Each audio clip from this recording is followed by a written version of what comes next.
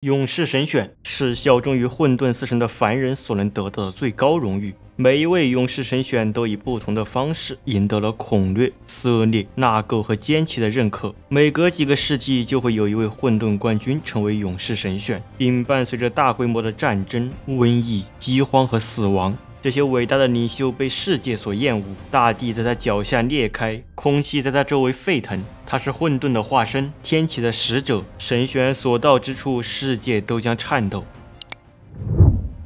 但是，不论是死于西格玛之手的第一位神选莫凯，还是死于虔诚者马格鲁斯之手的第12位神选受膏者库尔，他们都比不上第13任勇士神选艾查恩。在旧世界的北方，混沌之力正在凝聚，等待着毁灭的降临。他们的领导乃是勇士神选，这位战士将领导最终的一战，为整个世界迎来末日的统治，迎来终焉之时。但他原本并不这样，他曾经是一个战士，是皇帝西格玛的虔诚仆人。是什么让这样的灵魂屈服于黑暗邪神的蛊惑？是什么样的灾难会让一位帝国骑士走上成为末日预兆的道路？这个后来被凡人称之为艾查恩的人究竟是谁？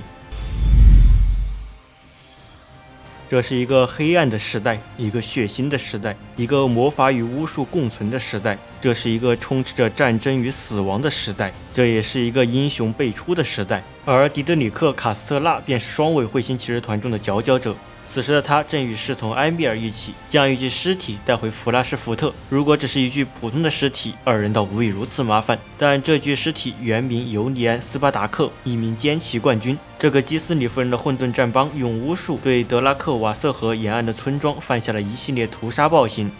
偷偷跟随在二人身后的人名叫戈尔斯特，一个古收柴的鞭笞者。这些人经常聚集在神庙前，试图解读出世界末日或是毁灭之战。卡斯特拉是在阿尔道夫的西格玛大教堂遇到的戈尔斯特，从那之后便一直跟随着他。卡斯特拉也从未问过戈尔斯特这么做的原因，毕竟没人会相信疯子口中的话。这时，平缓的河流上出现了一只篮子，从中传出了婴儿的哭声。埃米尔奋力从河流中救下了婴儿，他很气愤，竟然会有父母这样对待自己的孩子。但骑士并没有回应他的愤怒。当侍从打开包裹着婴儿的襁褓时，他因恐惧将婴儿扔到了地上。埃米尔抬头看了看塔斯特拉，又低头看了看那个裸露的怪物。骑士似乎对此早就见怪不怪了。没错，混沌的邪法不仅能感染母亲，还能让其未出生的孩子直接获得邪神的赐福。但不是每个婴儿都能成为格洛特三兄弟，绝大多数还是变成了野兽人。卡斯特拉让侍从结束黑暗产物的生命，但埃米尔并不想这么做。他的仁慈让他无法对一个无辜的生命痛下杀手，所以骑士便让侍从将婴儿放回河中，静观其变。南中再次响起了婴儿的哭声，一只不速之客也随之而来，似乎这一切都是早已计划好的。主仆二人眼睁睁地看着一只山羊般的怪物带着婴儿消失在了丛林深处。这就是诸神的决定，卡斯特拉说道，但可不是你所祈祷的那些神。现在那个婴儿是帝国的敌人了，他将在古老的森林中散播毁灭之力。埃米尔对自己的愚蠢想法感到羞愧，但骑士给了侍从第二次机会，他们将跟随着野兽人留下的踪迹，去寻找潜藏在森林深处之中的营地。漆黑的密林中有一道微光闪过，二人赶忙蹲下，目睹着那个抱着婴儿的母野兽人走进了一处隐蔽的营地。林间的空地被腐烂的树叶铺满，蛇、老鼠和巨大的甲虫在树叶间穿梭。营地的中央围绕着巨石和石柱，石圈中心还有一堆巨型篝火，大量的野兽人在旁边饮着鲜血和烈酒。在篝火的另一侧，卡斯特拉看到了一座简易的祭坛，一只蛮荒萨满正挥舞着一根鹿角手杖，用猎物的鲜血供奉着万魔岩。卡斯特拉告诉年轻的侍从：“你得感恩西格玛，神皇知道你对那小恶魔下不去手，所以将你指引至此。这些野兽人是混沌产物，我们将以西格玛之名清理这些污秽。”事实上，埃米尔好几次都跟丢了踪迹，多亏骑士发现了正确的道路。侍从拿出自己的十字弩，骑士老爷并不喜欢这种不正派的武器，但他却又能轻松击穿他的护甲或是野兽人的皮毛。野兽萨满的邪法同样也是个威胁，所以埃米尔的第一只猎物便是站在石圈中的独角畜生。而卡斯特拉则缓步靠近营地，尸臭和血腥味掩盖了人肉的香味。当二人摸到石圈外围时，他们发现了被囚禁在木笼中的男人、女人和孩子。他们将成为献祭给邪神的新鲜祭品，或是用来填饱肚子。囚犯止不住的哭泣和尖叫，这些人已经完全崩溃了。他们眼睁睁地看着倒霉蛋们被一个接一个的拖上祭坛杀掉。其中一位似乎还留有一点斗志，从外表来看，她不过是一名普通的少女。卡瑟拉看着她从笼子的空隙间伸腿出去，对着怪物一顿乱踢。就在囚犯少女与牛头怪搏斗时，骑士已经到达了位置，身穿金属板甲穿梭在乱石之中，让卡瑟拉很紧张，但她的身心都为即将到来的杀戮做好了准备。她一直在观察，在等待。敌人的数目已经点清，她耐心地等待他们逐一暴露位置。骑士通过观察兽脚和伤疤来推测哪些野兽人有能力战斗，哪些会四散奔逃。他知道哪些怪物没带武器，也知道哪些野兽已经醉得站都站不稳。他知道必须先杀死那些想用黑暗赐福或蛮力来对付他的野兽：大教授、牛头怪、野兽萨满。他看向埃米尔，侍从已经将弓弩架好，就在骑士旁边的一块石头上。卡斯特拉放下面罩，轻拍胸甲。但意外却在这时出现了。没人知道这只该死的萨满是如何听到了盔甲的响声。山羊的耳朵竖了起来，他睁开眼皮，瞳孔在眼窝里乱转。闯入者，神圣土地的入侵者，万魔岩的新鲜祭品来了！侍从的马突然狂躁了起来，被惊到的埃米尔本能地扣动扳机，利剑从萨满的耳边飞过，扎进了身后的万魔岩。卡瑟拉知道这一切都源于野兽萨满，他赶忙杀掉了渴求鲜血的战马，并让侍从再次射击，但已经来不及了。萨满的咒语让整个兽群警觉了起来，一个个高大的身影开始向石环边缘靠近。在卡斯特拉二人与野兽人的战斗中，虽然圣殿骑士的铠甲远远比不上野兽的粗糙皮毛，但其手中名为终结的武器却可以轻易切开怪物的血肉。卡斯特拉一剑劈在地上，剑刃在松软的泥土中颤抖。野兽人的狼牙棒旋即扎进盾牌，骑士耸了耸肩，把心一横，直接扔下大剑，伸手抓住对方的犄角，拽过来就是一记头锤。野兽人在震惊中眼睁睁地看着铁盔一次次撞向自己的脸，一次又一次，直到卡斯特拉的头盔上溅满了怪物的血，他这才松开手脚，任由他向后倒去。而埃米尔在这样的混乱中很难射击，他已经瞄准好一阵了。每当他准备发射时，卡斯特拉的盔甲或是野兽都会挡在萨满前面。埃米尔凑近了一些，想射得更准。有几只野兽人察觉并冲向侍从，但都被卡斯特拉拦截住了。正如卡斯特拉所预料的那样，体型最小的猎角兽开始逃进了森林之中，最强壮的大角兽也被骑士一分为二。随着杀戮不断推进，兽群里那些醉醺醺的野兽也恢复了过来。萨满挥舞着他的法杖，示意猎角兽和私教兽群也去加入厮杀。但在目睹兽群中最强壮的野兽被卡斯特拉乱箭劈碎之后，弱小的野兽人们显然不太想去碰碰运气。他们也想要逃跑，但转身就被牛头怪那雷鸣般的吼声吓得定在原地。巨兽屠戮着这些胆小鬼，而萨满则一心只想完成献祭，碎石刀对准了少女的心脏。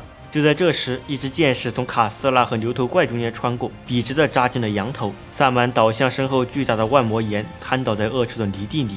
就在卡斯特拉深陷于野兽人的泥潭时，埃米尔也面临着战鳌的威胁。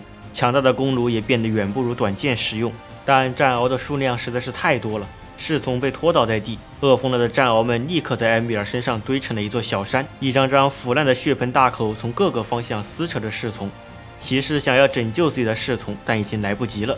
这并不是因为战鳌正将血肉模糊的埃米尔拖向森林深处，而是之前那只负责保护萨满的牛头怪开始向他冲来，蹄声如雷霆般震颤着地面。他低垂脑袋，犄角直指圣殿骑士。卡斯特拉摆出战斗姿态，他准备避开这只野兽，利用他自身的惯性让其倒地硬直，然后他要一击将这怪物击杀。但对于体型如此巨大的怪物来说，牛头怪实在是太快了。直到最后一刻，卡斯特拉才意识到自己无法躲开这坨狂奔而来的肉墙。他刚刚举起盾牌就被顶了出去，这该死的畜生几乎就要把他硬生生地撞进石头里。在强大的力量面前，骑士的技巧没有任何作用。但卡斯特拉反手就摸到了埃米尔的十字弩，这不是骑士该用的武器，但它确实实用。当牛头怪冲到骑士的面前时，一支弩箭深深地扎进了皮毛下的心脏。巨兽倒在了万魔岩上，万魔岩在超自然的能量中扭曲着，石环中死去的诸多灵魂皆是供奉，岩体中的次元石闪动着不洁的光辉。牛头怪用头抵着万魔岩，就像婴儿依偎在母亲怀里，即便死到临头，他仍然相信毁灭之力会拯救自己。牛头怪死了，而万魔岩的碎片则扎进了卡斯特拉的右眼。骑士的眼中没有了光明，取而代之的只有痛苦和毁灭。在少女的帮助下，卡斯特拉终于在森林深处找到了艾米尔。在丢失短刀后，侍从用自己仅剩的箭头扎死了最后一只战鳌。好在艾米尔还并没有死，只要将其送到附近的西格玛神殿，或许还有一线生机。而被救下的少女也正要前往神殿。这名年轻的修女奉院长的命令，将一本预言之书交给一位学者、一位牧师、一位真正的西格玛信徒。但圣殿骑士知道，仅仅是一名少女还不足以在德拉肯瓦尔德安全通过，所以他将自己的坐骑奥伯伦交给了少女。当然，这还不够，在卡斯特拉的呵斥下，鞭笞者从树后缓缓冒出。戈尔斯特，我命令你带他们去见达戈贝尔神父。令人意外的是，一路上没有任何回应的鞭笞者竟然接下了这个任务，而圣殿骑士则转身离去，消失在林间的晨雾中。他要确保这里将不再有任何混沌的痕迹。但现在，这名圣殿骑士却面临着一个重大的危机：双尾彗星骑士团的迪格尼克·卡斯特拉圣殿骑士，他迷路了。如果是在平时，身为一名经验丰富的战士，卡斯特拉是完全可以找到出路的。但此刻的骑士刚刚清理了一整个野兽人兽群，而且还只有一只眼睛可以用，因为万魔岩的碎片仍然深深扎在卡斯特拉的眼眶中。他眼前的一切变得愈发迷幻，树木在相互融合，仿佛它们本就该是一体。他们在他眼中已不是死气沉沉的木头，而是人，是缠绕在一起的男人和女人。树根在他脚下滑动，树叶似乎向他伸展过来，毒虫啃噬着圣殿骑士。在身后火焰的映照下，卡斯特拉认出那些女人都是自己曾经爱慕过的对象，而那些抱着他们的男人则都是迪格尼克·卡斯特拉。骑士强迫自己将目光从那幅荒淫的场面上移开，他看向右侧，看到有一棵大树，缝隙间挤满了恶心的寄生虫，不断传出令人作呕的恶臭。但这是不可能的，因为他刚刚才从那个方向走来，除非他记错了，难道他来自那棵还在燃烧的橡树？卡斯特拉四处张望，寻找自己来时的路，但他没有找到。骑士彻底迷路了，迷失在了诡计之神的迷宫之中。卡斯特拉祈求获得神王的帮助，却发现自己无论如何也想不起他的名字。他蒙住自己的眼睛，但眼窝里的碎片却一直在燃烧。破旧的盔甲就像壁炉般反射着他体内的热量，汗滴从他的额头和脸颊滴落。他开始变得疯狂，就像鞭笞者一样。他试图阻止口水流下来，但即使是这样的尝试，也变成了毫无意义的咆哮。他能在脑海中看到闪电，看到无法描述或命名的色彩。可以尝到世界被毁灭时的欢愉，就在那一瞬间，就在他眼前。他看到了黑暗之主对凡人存在不屑的一瞥，看到了某种虚幻的存在。他漆黑如夜，背身双翼，头顶巨角，坐在由尸体所铸成的王座之上。